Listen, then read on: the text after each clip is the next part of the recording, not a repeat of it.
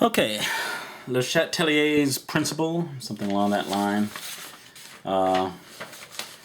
You had Professor Wabi, who speaks fluent French. She pronounced it better than I ever will, despite my French ancestry. And that's as close as I'm getting. But it was Henri LeChatelier who came up with this idea when he was studying actually mining accidents, study of pressure and temperature of gases deep down in mines and how that affected what they would do, especially to human beings. But he found that there were three stressors that could affect the way which way a reaction would move. Or in other words, he could cause a reaction to shift from one way to the other by applying one or more of these stressors. And the stressors are a change in concentration of reactants or products, change in temperature, and change in pressure. By adjusting the size of the reaction vessel. That's important. We'll talk about that in a little bit. So, let's look at the first problem here. How is the reaction affected when CO is added to the reaction vessel, increasing the concentration of CO? Okay, so we put CO in. Remember how a reaction has to take place. There have to be collisions. The more CO that's present, the more targets the hydrogen have. So it's just a matter of the hydrogen being able to find the CO sooner. Let's say you're in a crowd of thousands of people and you need to find somebody who has on a blue shirt. So you're going through the crowd. Well, if there's only one person in the whole crowd with a blue shirt, you're going to have a hard time finding them. But if half the people in the crowd have blue shirts, it won't take you long at all. The more of these targets that are present, the quicker you're going to find the target and the faster the reaction is going to go. So if you put reactant into a reaction vessel, the reaction should shift right.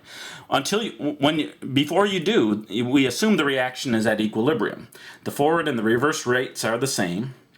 You put more CO2, more carbon monoxide in, more targets for the hydrogen. They meet up faster, so the rate picks up. So you lose that equilibrium, and the reaction shifts to the right. So So we'd say shifts right. I should say reaction shifts right. By adding any reactant, you're going to shift the reaction towards products. And that's the stressor. There's just too much CO now, and the only way to get rid of it is to react it. How is the reaction affected when H2 is removed from the reaction vessel, decreasing the concentration of H2? So on a microscopic level, CO is looking around for hydrogen. You take it away, you remove some of it, it takes it longer for CO to find a target to react with. So the forward rate drops. It is reduced, but the reverse rate is the same. That reverse rate is unaffected by getting rid of the hydrogen. Actually, it will be increased because there's less hydrogen to get in the way of methane and water finding each other. So by taking away the hydrogen, you reduce the forward rate, and the reverse rate actually picks up slightly because there's fewer things in the way of the methane and water meeting up. So the reaction shifts left. How is the reaction affected when methane is added to the reaction vessel? Okay, so now this is a product, but the same principle applies here. If you put more methane in, the water is going to meet up with it faster, so the reverse rate is increased. And the forward rate stays about the same. It actually drops a little bit because there's more methane getting in the way of the CO and the hydrogen. So the reaction shifts left. More product means you got to think of it in terms of stressor. It's everything's in equilibrium. Now you put in too much product. Have to get rid of it. The only way you can get rid of it is by making more reactant. So it shifts left. How is the reaction affected when water is removed from the reaction vessel? Okay, so I've covered all the different possibilities. When you remove one of the products, the reaction will shift right because it's trying to replace that missing water. So reaction shifts right. So a couple of ways of looking at it. When you take away the water, the reverse rate is reduced because the methane has a harder time finding water to react with. Or you can think of it as the forward rate is now greater than the reverse rate, and it shifts to the right to sort of fill in that hole. And I often think of it that way myself, and say if you have I can get this on the page here. So you have your CO. If you put too much in, you put in more CO. It's an imbalance, and the only way to fix it is for it to slosh over to the products. If you take away some of the reactant, it's like there's a hole there, so it shifts back to fill in the hole. So that stressor idea is a really good one to keep in mind, but you can think of it in terms of that as there's too much on one side, so it has to shift to the other, or you've taken away some, so you have a hole, or you have a gap on one side that needs to be filled in, or you can think of it in terms of rates. Okay, now that's concentration. How is the reaction affected when the pressure is increased by decreasing the volume of the reaction vessel? They make a big point of this, that the pressure is increased by the decrease in the volume of the reaction vessel, which means you haven't put anything new in. So you haven't changed the concentration by adding more species to the reaction vessel. That's what we did previously. So if you're what they're saying is, if you don't add anything or take anything away, but the pressure goes up or down by changing the volume of the reaction vessel, that's its own stressor. So an important distinction, but in the end, what we're looking at, let's see, we have 4 moles of gas on this side, 2 moles of gas on this side. Now, all of the gases are going to act the same. At least that's what the ideal gas law says. So they each have even though they're all different gases, 1 mole of each gas will produce the same pressure. So if they're in equilibrium between these, you find there's an equilibrium between these two sides, and you increase the pressure. Well, now there's 4 moles of gas on this side and 2 moles of gas on this side. This side has too much in the way of, or this has a higher number of gas molecules, which means a higher pressure. So these guys, not that they're thinking about this or saying this, but they feel under pressure, which they are, they feel that stress, and they think, well, the way to get rid of the pressure is to reduce the number of gas molecules. So if we as 4 react together to produce 2, we've cut our pressure down because there's fewer molecules. So increase in pressure, in this case, there's a shift to the right.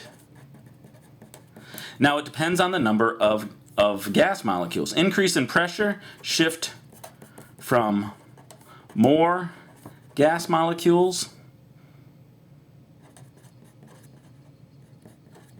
to fewer.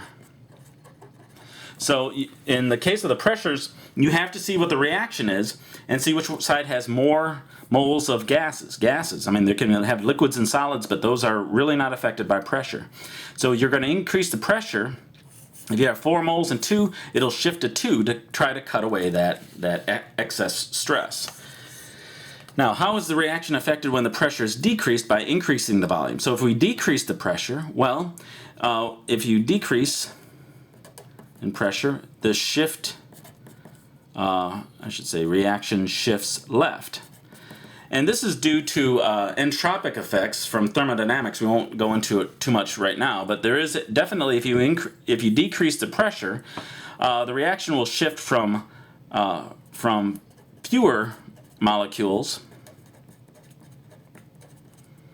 to more molecules, gas molecules, I should say, because they have more room to move around, and if you increase the number of gas molecules, it's more random, more chaotic, and nature likes that. So let's look at this next one here. I was going to talk about this one here. Consider this reaction. How is the reaction affected when the pressure is increased by a decrease in vessel volume? Well, we have 2 moles of gas on this side, 2 moles on this side. By increasing or decreasing the pressure, neither side gets an advantage. They're both the same number of moles of gas molecules, so no effect. And the same thing for this one, no effect. So that's the real tricky one, is that if you have the same number of moles of gas on each side, there's no effect by increasing or decreasing pressure. So you can't force the reaction to go one way or the other under those conditions. And you can also, a reaction that has no gases, if it's all in solution, will be unaffected by pressure as well. So sometimes the pressure simply is not a factor, and you can't use it to affect reaction rate. Then, what do we got here? Okay, no, this is right. I'm not sure. Oh, yeah, this is number 4. Okay, sorry. All right, so consider the reaction. Carbon plus oxygen goes to CO, and it's delta H. It's exothermic. So how is the reaction affected when the temperature is increased? So here's the third stress. And I'm going to rewrite this. Reaction. Since it's exothermic, we can picture one of the products as heat. Now, heat is energy. It's not matter, but heat is definitely a byproduct of this reaction. So if we treat it like a as a product, we treat it as a species that's part of this equation, then we can go back to our original stressor of concentration. Increase in temperature is an increase of heat being put in. Heat is being put into the system. So if you increase the temperature, heat is going into the system. And so if you think of heat as a product, that's like increasing the concentration of a product. Which way should it go? Well, it should shift left. So heat is not a molecule. It's not a form of matter. It's energy, but we can treat it like it was a product, like it was a molecule, as if we're increasing its concentration. When we increase the temperature, we're putting heat in and it shifts left. Now what's happening there is carbon and oxygen, when they react together to produce CO2, give off energy. So this is more stable. But if we're putting energy in, we can take something that's stable and force it back to something that's more unstable, because now it has the energy to do so. So if we put an overwhelming amount of energy into something that is stable, we can force it apart. We do that all the time with things. We take something that's stable and we break it down into smaller parts by adding energy in. So if it's exothermic, that's the only thing you have to see. This is negative. I don't think I said that it was exothermic. But if you see that this is a negative delta H, that means the heat is a product, and then you can work from there. How is the reaction affected when the temperature is decreased? So a decrease in temperature for an exothermic reaction means that we are driving the heat off. We're absorbing it. So we're stealing away, just like we would steal away the concentration of a product. So it would shift right. Oops. Right to in an attempt to create more heat that has been removed.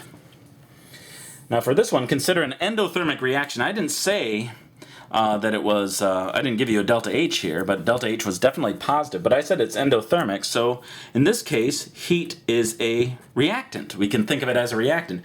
It's not really, a reactant is supposed to be a matter or a molecule, made up of molecules, made up of atoms, but heat is definitely going into the system.